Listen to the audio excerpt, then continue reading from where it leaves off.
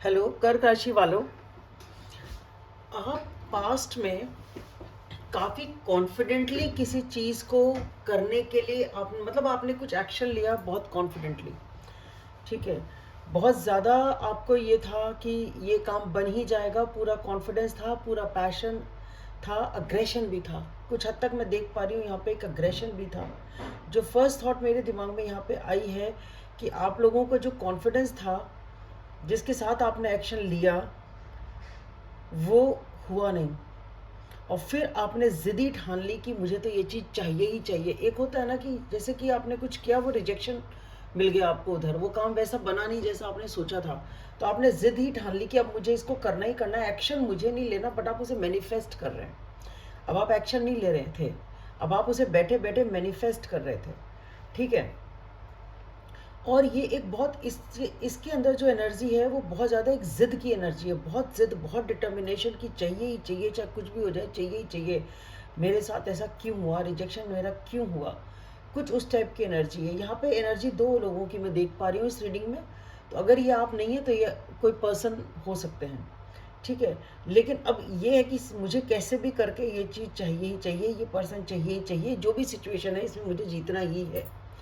क्योंकि दूसरी जो एनर्जी है ना, वो बिल्कुल पायस सी एनर्जी है, बिल्कुल शांत किस्म की एनर्जी है। ठीक है, ये पर्सन है, वो इस रिलेशनशिप अगर ये है या जो भी ये सिचुएशन है, इसको ये नर्चर कर रहे हैं बड़े प्यार से, धीरे धीरे धीरे धीरे। इनको पता है कि इस रिश्ते को या इस सिचुएशन को, इस प्रोजेक्ट को, जो भी है ये, इसको मुझे बहुत नाजुक तरीके से पालना है, इसकी देखभाल करनी है, धीरे धीरे बड़ा होगा, धीरे धीरे इसको बढ़ाना है। तो इसके अंदर रूट्स हैं, इसके अंदर एक ऐसी वो है, कहना चाहिए जड़ें इसकी इतनी मजबूत है इस रिश्ते की या इस सिचुएशन की, और ये बहुत इम्पोर्टेंट है।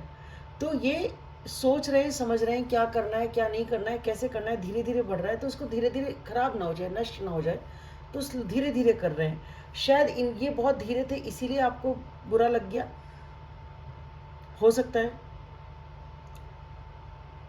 या ये पर्सन अपने ही आप में इतने इन्वॉल्व थे कि इन्होंने इस बात पे ध्यान ही नहीं दिया कि आप किस तरीके से क्या कर रहे हैं, और वो आपको बुरा लग गया। पर आप जो भी कुछ कर रहे थे ना, पूरी चीज़ दिखा नहीं रहे थे, पूरी तरह आप ओपन नहीं थे सिचुएशन में। कुछ ना कुछ ऐसा था जो ट्रांसपेरेंसी नहीं थी, जो ट्रांसपेरेंसी इस पर्सन के मन में है ना, इधर ट्रांसपेरेंसी नहीं थी पूरी, कुछ अलग है दोनों की एनर्जी। ठीक है, तो पास्ट में तो ये रहा। प्रेजेंट मोमेंट की जो सिचुएशन है, प्रेजेंट में रिसेंट उसमें जो सिचुएशन है वो ये है कि आप काफ़ी इमोशनल रहे, आपको क्लैरिटी नहीं है, आपको समझ नहीं आ रहा मुझे आगे क्या करना है, किस तरह से लेके चलना है, किस तरह से बात को बढ़ाना है, क्या हो रहा है क्या नहीं हो रहा है, कोई क्लैरिटी नहीं है, और आप बहुत ज़्यादा emotionally all over the place हैं।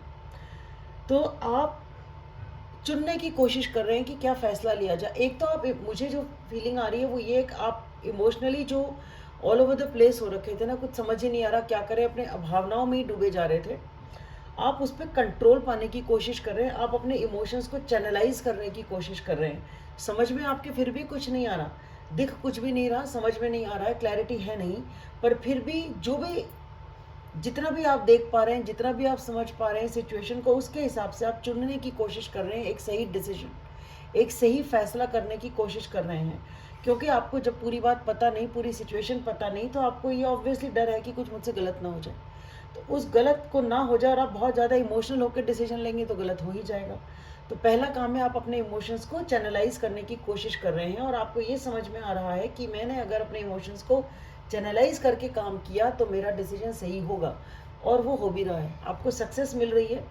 तो अगर आपका पर्पस ही अपने इमोशंस को चैनलाइज करने का था, यानी कि इमोशनल हीलिंग, अपने आप को वर्क, अपने ऊपर वर्क कर रहे थे, आप अपने इमोशंस की स्टेबिलिटी पे वर्क कर रहे थे, तो आपको उसमें सक्सेस मिल रही है पूरी तरीके से। दूसरा, अगर ये कोई चॉइस थी या कोई भी डिसीजन था जो आप लेने की कोशिश कर रहे थे, बहुत ज़्यादा इमोशनल ना होके थोड़े समझदारी से, उसी सिचुएशन में जहाँ क्लैरिटी नहीं है, पूरी बात पता नहीं है, फिर भी आपको कुछ तो चुनना है, तो कुछ तो राह आगे पकड़नी है ना, लेके बैठे तो नहीं रह सकते। तो वो जो आप कर रहे हैं उसमें आपको सक्सेस मिल रही है और मिल जाएगी। फ्यूचर में एक एनर्जी ऐसी है जिसमें कि आपको बहुत ही इमरजेंसी कॉल की तरह, आपको बहुत तेज़ी से आप आगे बढ़ेंगे, बहुत तेज़ी से आपको कुछ एक्शन लेना पड़ेगा, जो कि कोई स्थिति ऐसी होगी जिसकी वजह से आपको कुछ बोलना है, कुछ करना है, आपको जाना है उस पर्सन से कुछ कहने, या कोई सिचुएशन ऐसी है या न्यूज़ कोई ऐसी आई है जिसकी वजह से आपको उस पर्सन के पास मिलने जाना है, या आपका मन है कि मैं जाके इमीडिएटली ये बात कहूँ, ये बात क्लियर करूँ, कुछ भी। तो कुछ एक अर्जेंट सिचुएशन है जिसकी वजह से आप, या अगर ये दूसरे पर्सन की एनर्जी है तो वो भी हो सकते हैं जो एकदम से बहुत ज़्यादा चेज़ करें, बहुत ज़्यादा भागें, बहुत ज़्यादा एक एक्शन लें, बहुत फास्ट कम्युनिकेशन और बहुत फास्ट उसके तहत एक एक्शन होगा जो कि खुशी देगा। ठीक है, जो कि खुशी तो देगा आपको भी। और अगर ये दो लोग हैं तो जिससे आप मिलने जा रहे हैं, जो कम्युनिकेशन आप करने जा रहे हैं, जो जिस पर्पज़ से आप जा रहे हैं, तो वहाँ पे भी क्लैरिटी है और खुशी है। बट मुझे जो डर है वो ये है कि खुशी बहुत ज़्यादा है, तो और उसके बाद में फिर से मैं देख पा रही हूँ फिर से टेंशन।